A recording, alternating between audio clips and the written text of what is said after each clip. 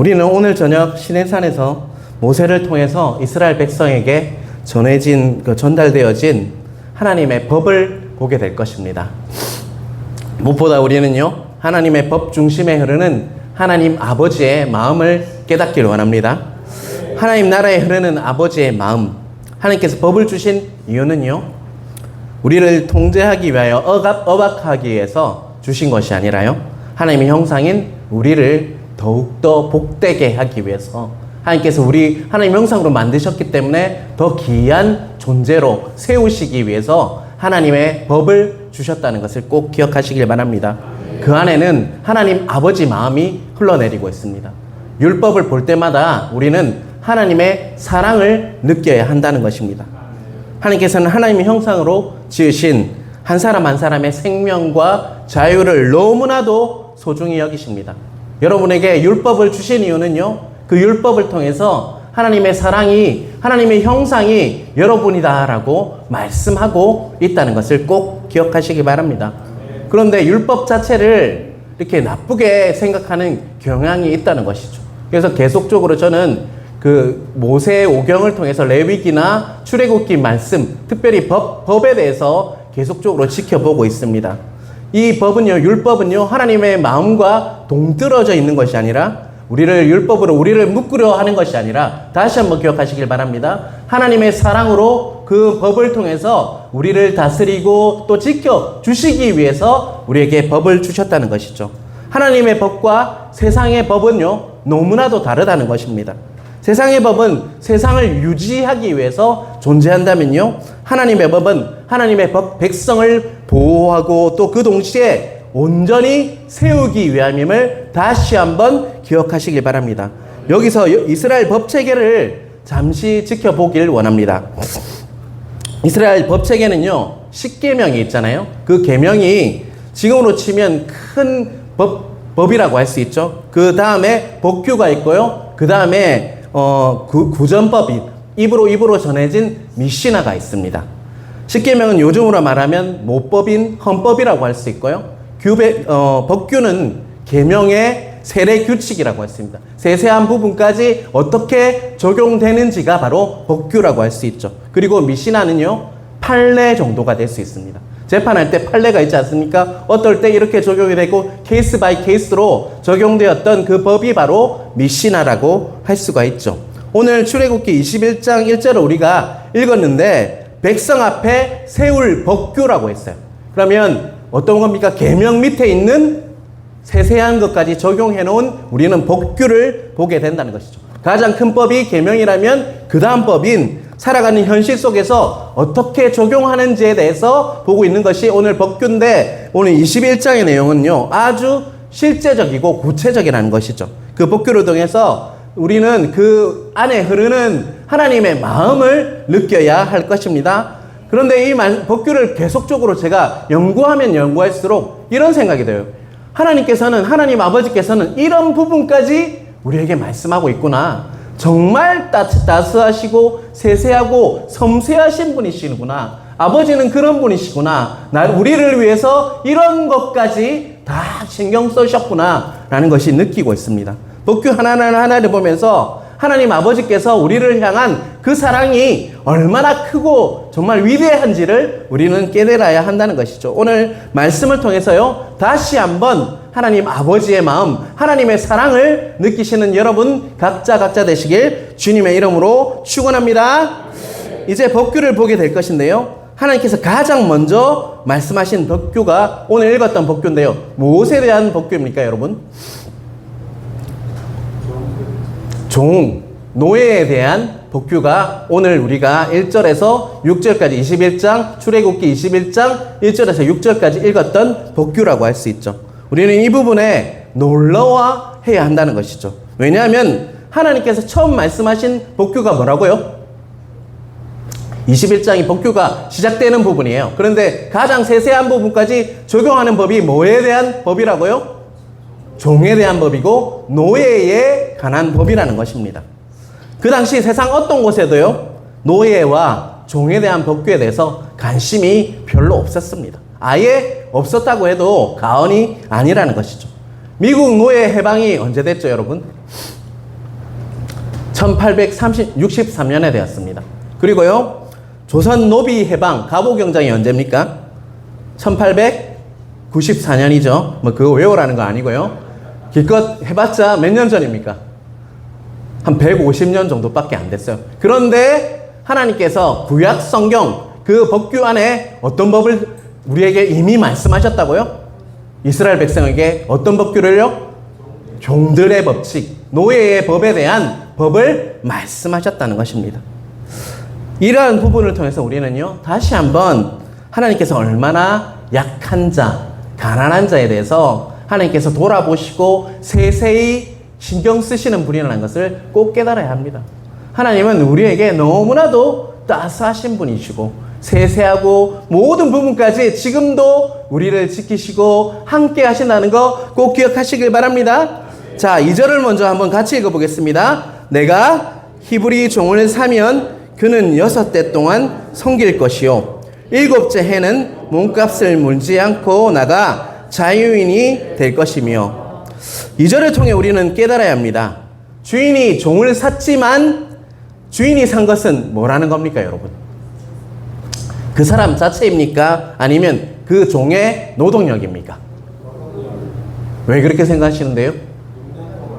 6년 동안 딱 데리고 있다가 이렇게 풀어주는 그 부분을 통해서 우리는 그 사람 자체가 아니라 그 사람이 뭘 산 거라고요? 노동력을 산 거죠.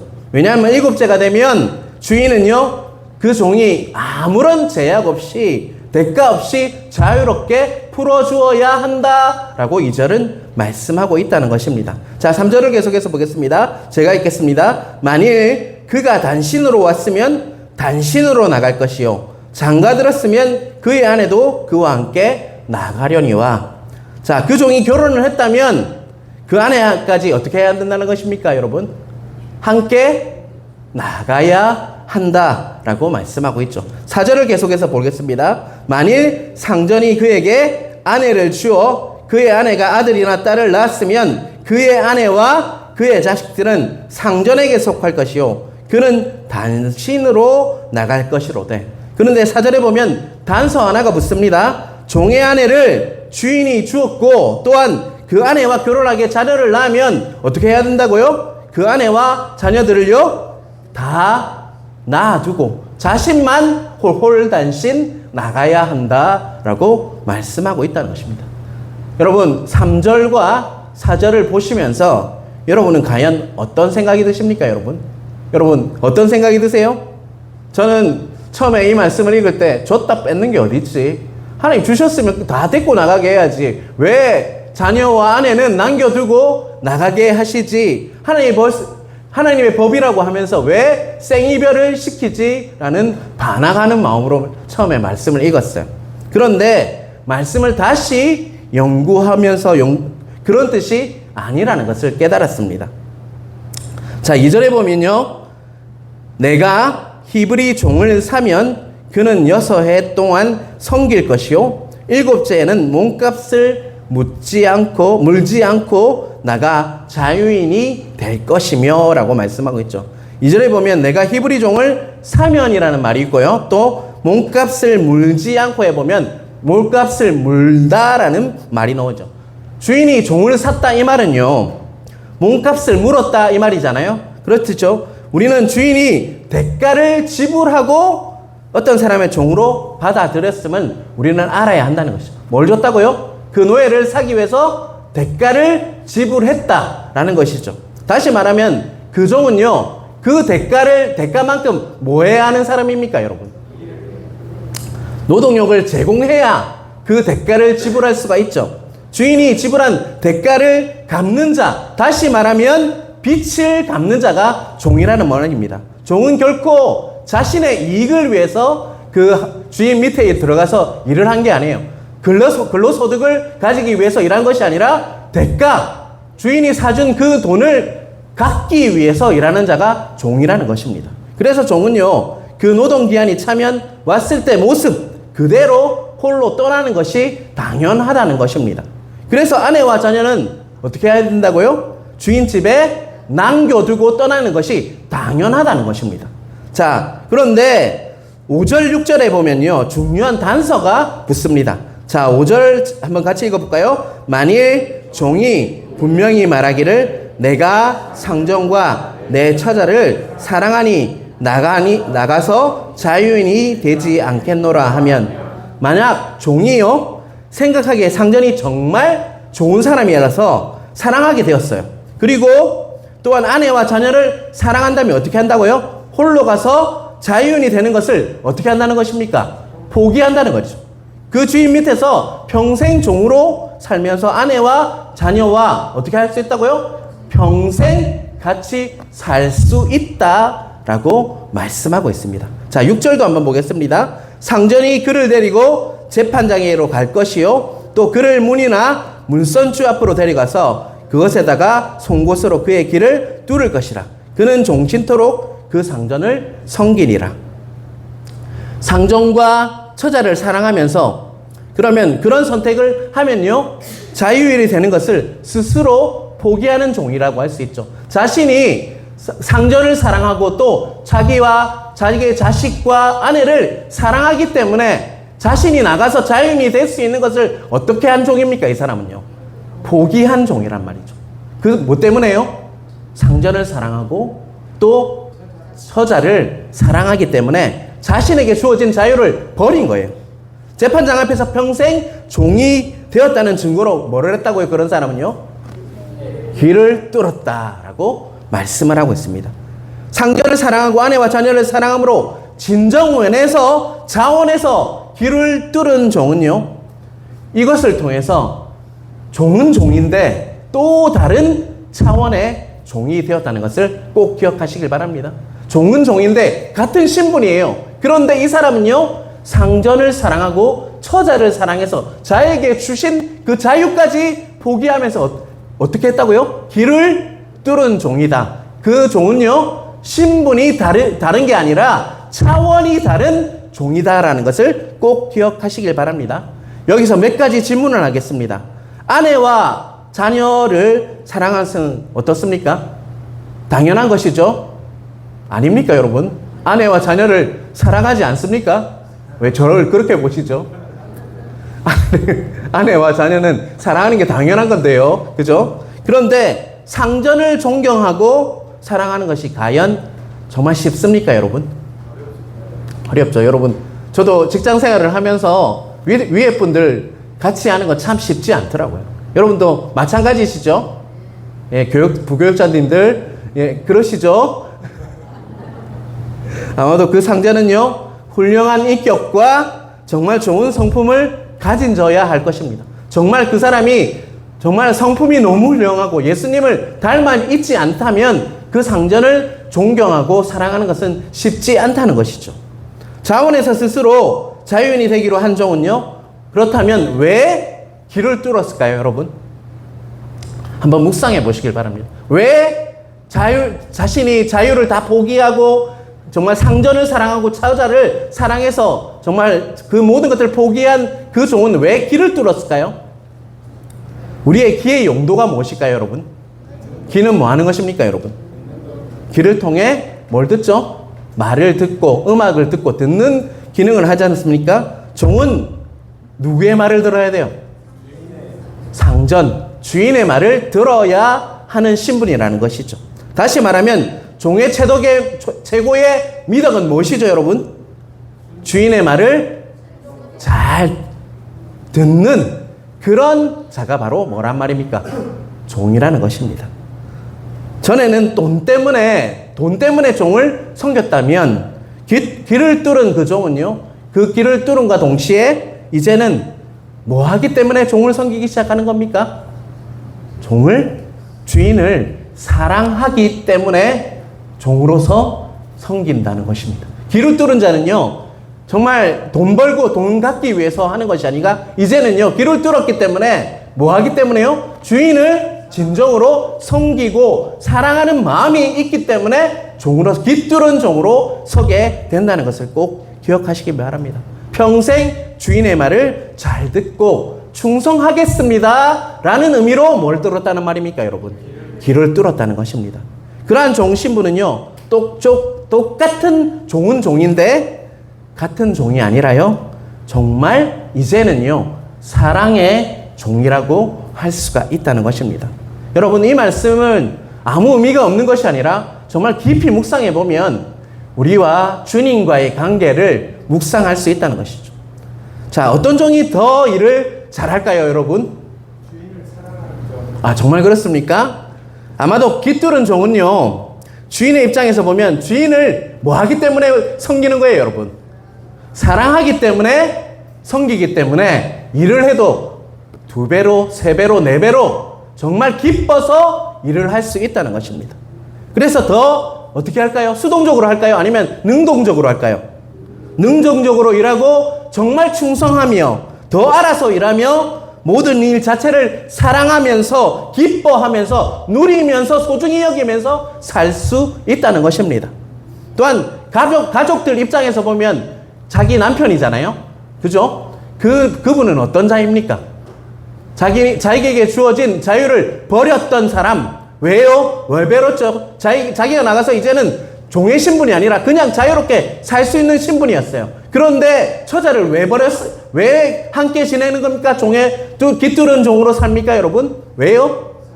처자를 사랑하는 자였기 때문에 아내와 자녀를 사랑해서 그는 길을 뚫고 그 가족과 함께 지낸다는 것이죠. 주어진 자유를 다 자신들을 위해서 포기하면서 자원함으로 깃두른 남편을 볼 때 어떤 마음이 들까요? 처자들은요, 더욱 사랑하면서 존경할 수밖에 없다는 것입니다. 우리는 이 말씀을 통해서 깨달아야 합니다. 우리 자신이 어떤 신분을 가졌느냐, 어떤 일을 하느냐가 중요한 것이 아니라요, 무슨 일을 하든지 어떤 자세로 하느냐가 더 중요하다는 것을 이 깃두른 종의 그 법을 보면서, 법규를 보면서 깨달아야 한다는 것이죠.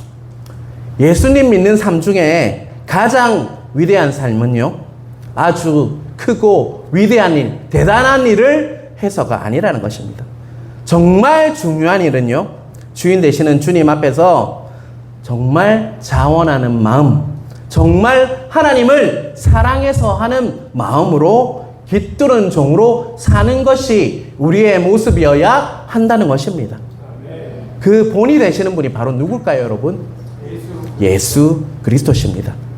하나님이신 예수님께서는요, 모든 영광을 친히 버리시고 성육신하셔서 오셔서 어떤 모습으로 사셨습니까, 여러분? 친히 종의 모습으로 사셨지 않습니까? 친히 십자가 위에서 돌아가심으로 모든 것을, 모든 자유를 다 포기하시고 자원하여서 그 십자가를 지심으로 인해서 진정한 종의 모습으로, 겸손한 종으로서, 깃들은 종으로서 살았다는 것입니다.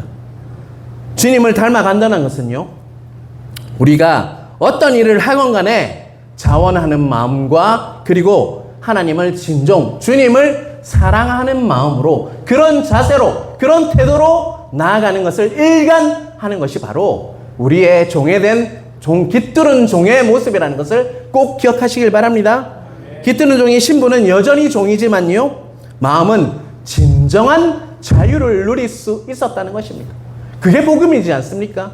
우리가 마음대로 세상에서 살 수 있지만, 자유를 누리면서 살 수 있음에도 불구하고 우리는 예수 그리스도께서 나의 주인이 됨으로 그분을 사랑하고 정말 존경하기 때문에 그분의 우리 뭐가 됐습니까? 우리는 종이 되었다는 것이죠. 우리는 스스로 길을 뚫고 정말 자원해서 사랑하는 마음으로 섬기는 태도로 나아갈 때 우리는 진정한 하나님의 종이 된 모습으로 살 수가 있다는 것입니다.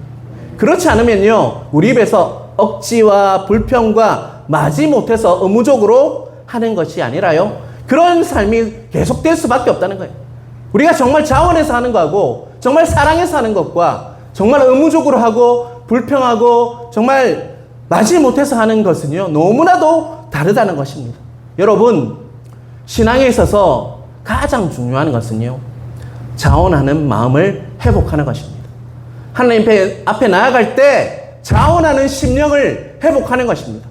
다시 한번 또 말씀드립니다. 우리가 정말 깃두른 종의 모습으로 살기 위해서는요, 하나님을 사랑한다고 고백하며 정말 펑펑 울 수 있었던 그 첫사랑을 회복해야 한다는 것입니다. 우리 헌신하고 하나님께 나아갈 때 그런 모습이지 않았습니까? 저도 그런 모습이었습니다. 그런데 점차로 깃두른 종의 모습이 아니라 그냥 불평하며 하나님 앞에서 내 모습 보면서 나는 왜 이럴까 자책하며 살아가는 종의 모습이 나의 모습이더라고요.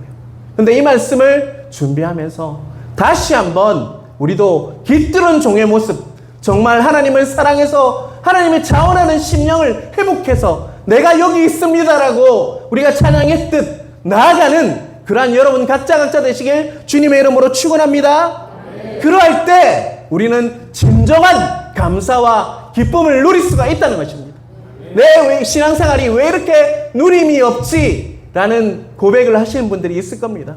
그런데 우리가 해야 할 것은요, 진정으로 자원하는 심령을 회복하고 하나님을 사랑했던 그 모습 그대로를 다시 그 첫사랑을 회복할 때 우리는 하나님이 주시는 은혜로 깃두른 종의 모습, 초라하지만 하나님이 뜻에서 쓰시는 주인께서 하라는 대로 하며 기쁨을 누릴 수 있는 진정한 자유를 누릴 수 있는 종의 모습으로 살 수 있다는 것을 꼭 기억하시길 바랍니다. 그런데요, 어제 같이 전도를 우리 중동교회 팀들과 같이 했지 않습니까? 그런데 참 감사한 거는요, 그래서 은혜 받았어요. 이분들 안에 정말 자원하는 마음이 있구나.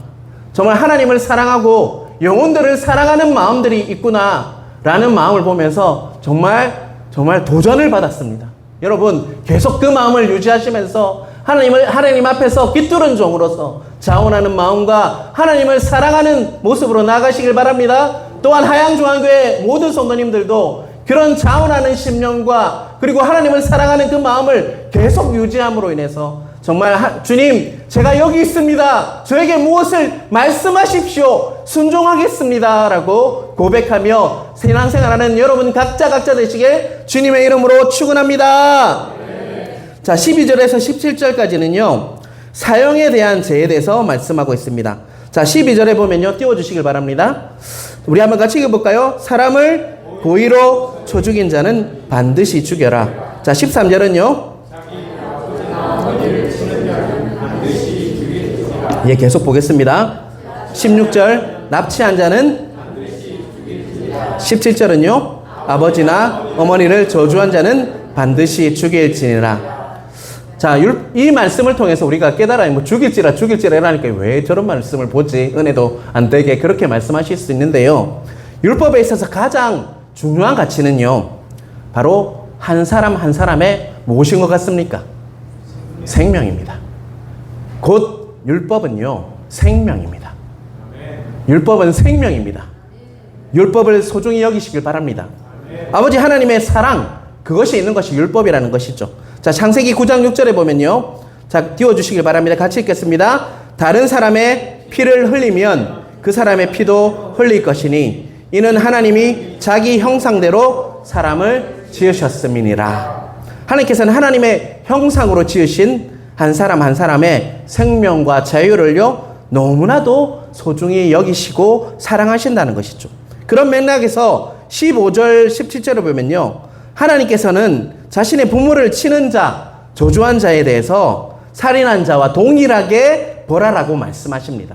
15절 17절을 보면 부모님을 어떻게 한다고요? 치는 자, 저주하는 자에게는 살인한 자와 동일하게 처벌한다라는 법규가 있습니다. 여러분, 요즘 세상 관점에서 가혹한 이 법은 어떤 것 같습니까, 여러분? 어떻게 부모를 쳤다고 해서 살인한 자와 동일하게 이렇게 사형에 처하거나 중형을 처할 수 있나라는 말씀을 하시는 분도 있을 거예요. 하지만 나를 하나님 형상으로 낳아주신 분이 누굽니까, 여러분? 부모님이지 않습니까? 그런데 그 부모님을 하나님 형상으로 낳아주신 그 부모님을 어떻게 했다고요? 물리적으로 폭력을 가하고 또 말로 죽이는, 저주하는 것은요, 바로 누구를 죽이는 것 같습니까, 여러분? 하나님의 형상으로 낳아주신 부모를 치거나 저주하는 말을 하는 자는 누구와 같다는 거예요? 누구를 저주하는 것과 누구를 치는 것과 같다는 겁니까? 하나님 그 모습, 하나님 당신을 죽이는 것과 저주하는 것과 같다는 것입니다. 마치 그래서 살인자와 같이 처벌하라 명령하고 있다는 것이죠. 다시 한번 말씀하지만 하나님의 법은요, 세상의 법과 너무나도 다르다는 것입니다. 세상의 법은 세상을 유지하기 위해서 존재한다면요, 하나님의 법은 하나님의 사람을 보호하고 온전하기 위해서 이렇게 존재하고 있다는 것을 꼭 깨달으시길 바랍니다. 특별히요, 오늘 본문 21장의 23절에서 25절까지 말씀에 대해서 오해가 많아서 이 말씀도 좀 보고 넘어가겠습니다. 그 말씀의 참 의미가 무엇인지 지금부터 깨달으시길 바랍니다. 자, 23절에서 25절을 한번 같이 읽어보겠습니다. 자, 띄워주시기 바랍니다. 생명은 생명으로. 자, 23절, 24절, 25절 띄워주시기 바랍니다. 생명은 생명으로, 눈은 눈으로, 이는 이로, 손은 손으로, 발은 발로, 된 것은 된 것으로, 상하게 한 것은 상함으로, 때린 것은 때림으로 갚을지니라. 하나님께서는요, 피해자가 입은 피해와 어떻게 똑같이 같은 정도의 어떻게 하라는 것입니까? 손해를 가해자에게 주어라 라고 말씀하고 있죠. 눈에는 눈, 이에는 이. 이것을 뭐라고 합니까? 정당방어요. 동해 보복법이라고 하죠. 탈리오 법칙이라고도 하고요. 여러분 23절에서 25절의 율법을 보면서 여러분은 어떤 마음이 드십니까? 왜 이렇게 무식하게 이빨 뽑으면 이빨 뽑고 눈 다치게 하면 눈 아프게 하고 이렇게 하는데요. 혹시 잔인하고 미개한 것 같다. 이 법이 아무리 율법이지만 미개하고 잔인한 법 같다라고 여기시는 분이 있을 거예요. 그러한 마음은 이 말씀을 제대로 이해하지 못하기 때문입니다, 여러분. 이 말씀을 진정한 의미를 한번 살펴보길 원합니다. 세 가지 정도로 정리해 보겠습니다. 눈에는 눈, 이에는 이. 동해보복법은요, 보복의 한계를 정한 법이라고 할 수 있습니다. 예를 들어서 이웃 사람이 이렇게 언쟁이 있었어요. 그런데 이렇게 주먹이 날라와서 이빨이 3개가 부서졌습니다. 자, 여러분, 이빨이 3개가 부서졌습니다. 나의 이빨이 부러지는 상황이 있으면요, 내 감정은 어떻게 됩니까, 여러분? 여러분, 너무나 이렇게 거룩하셔가지고, 괜찮아. 그래. 이빨 부서져도 있지. 치과 가서 고치면 되지. 이렇게 받아들입니까? 아니면 이빨 하나, 3개 정도가 아니라요, 이웃 사람의 많은 부분, 정말 많은 부분을 부러뜨리고 싶은 그런 심정이 듭니까, 여러분? 어떻습니까? 30배, 60배, 100배 내가 갚아줄게. 이런 감정이 듭니까? 여러분은 어떠십니까? 우리 중동교회 분들은 어떻습니까, 여러분? 말을 안 하십니까, 왜? 우리 하양중앙교회 분들은요? 부자라고요? 예. 하나님께서는 만약에 이빨이 3개가 부러지면 감정적으로는요, 아마 10배, 100배, 1000배 화가 날 거예요. 그래서 이빨 3개가 아니라 30개가 부러질 수 있는 그 악한 죄성이 우리 안에는 있다는 거죠. 그래서 하나님께서는 그런 보복이 일어나지 않기 위해서 뭘 한계를 주었다고요? 보복의 한계를 주신 법이 바로 이 법이라는 것입니다. 무한 보복을 막기 위해서 보복의 한계를 정해 주셨다는 것이죠. 네 마음을 내가 알지만 네가 손해본 만큼만 어떻게 하라는 거예요, 여러분? 응징할 수 있단다 라고 말씀하시는 것입니다. 또한 두 번째는요, 동해보복법은요, 집행의 기준을 말씀하는 겁니다. 다시 말하면 자신이 받은 피해에 대해서 사적인 복수를 하지 말고 누구 앞에 나가라는 거예요? 그 사건을 처리하는 재판장 앞에 나가서 똑같이 하듯이 그 집행 기준을 제한한 것과 같이 그렇게 처리해야 한다. 그런 잔인하게 하는 것이 아니라 그렇게 처리해야지 아무 탈이 없다라고 말씀하고 있는 것입니다. 법 앞에 모든 자가 절대 평등하다고 세 번째는 말하고 있는데요. 예를 들자면요, 상대방의 눈을 때려서 눈을 못 쓰게 되었다면 어떻게 하라고 하고 있죠? 내 눈을 못 쓰게 되는 것이고, 또 상대방의 다리를 부러뜨리면요, 내 다리를 부러뜨리는 것이고, 또 상대방의 손가락을 상하게 했다면 또 어떻게 하는 겁니까? 내 손가락을 상하게 되어야 한다는 것이죠. 그 사람의 눈이 뭡니까, 여러분? 내 눈이고, 그 사람의 다리가 내 다리고, 또 그 사람의 손가락이 내 손가락이란 말이죠. 결국은 그 사람의 아픔은 뭐라는 것입니까, 여러분? 내 아픔이다. 여러분, 동해보복법은 이런 법입니다. 그 사람의 아픔은 뭐라고요? 내 아픔이다. 내 이웃을 내 몸과 같이 사랑하라는 법이 바로 동해보복법의 깊은 의미라는 것을 잊지 마시길 바랍니다. 다른 표현이 바로 내 이웃을 내 몸과 같이 사랑하라라는 그 법의 다른 표현이 바로 동해보복법이라는 것입니다. 앞에서 말씀드렸지만 우리는요, 율법을 배제할 때가 너무 많다는 것이죠.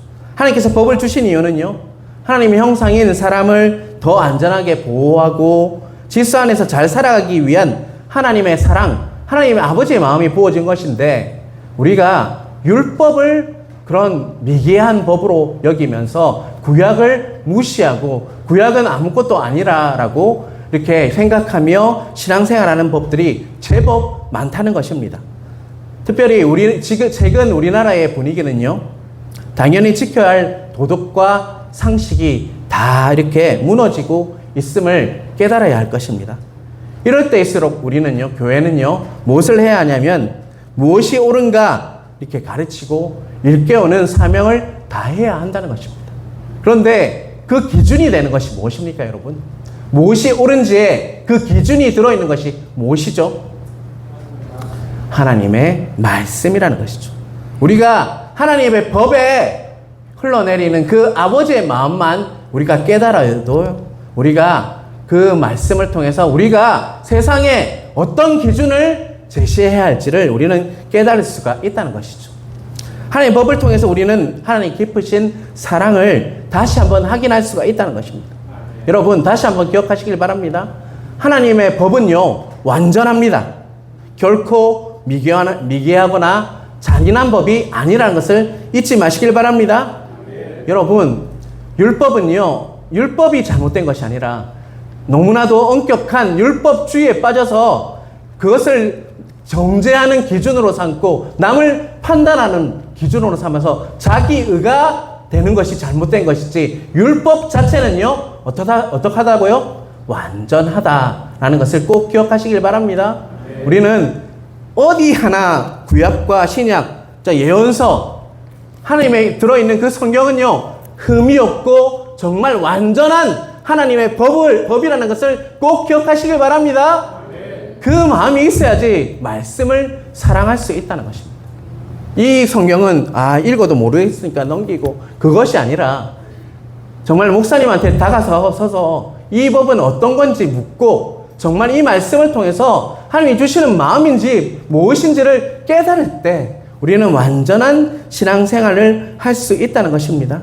우리가 하양중앙교회와 중동교회가 세상의 구원의 방주, 정말 귀한 사명을 감당하는 교회가 되기 위해서는 하나님의 법을 더욱더 사랑하는 그 마음이 우리 안에 있어야 한다는 것입니다. 하나님의 말씀은 완전합니다. 세세토록 영원합니다. 그 말씀이 우리의 소망이 되어야 한다는 거 꼭 기억하시길 바랍니다. 우리의 기준은요, 항상 말씀이어야 합니다. 그리고 그 말씀을 통해서 나 자신을 돌아보아야 할 것입니다. 그래서 늘 겸손하고 정말 오늘 깃들은 모습, 정말 자원하는 심령과 하나님을 사랑하는 마음으로 정말 끝까지 주인을 섬기는 그런 영원한 종이 되시는 여러분 각자 되시길 주님의 이름으로 축원합니다.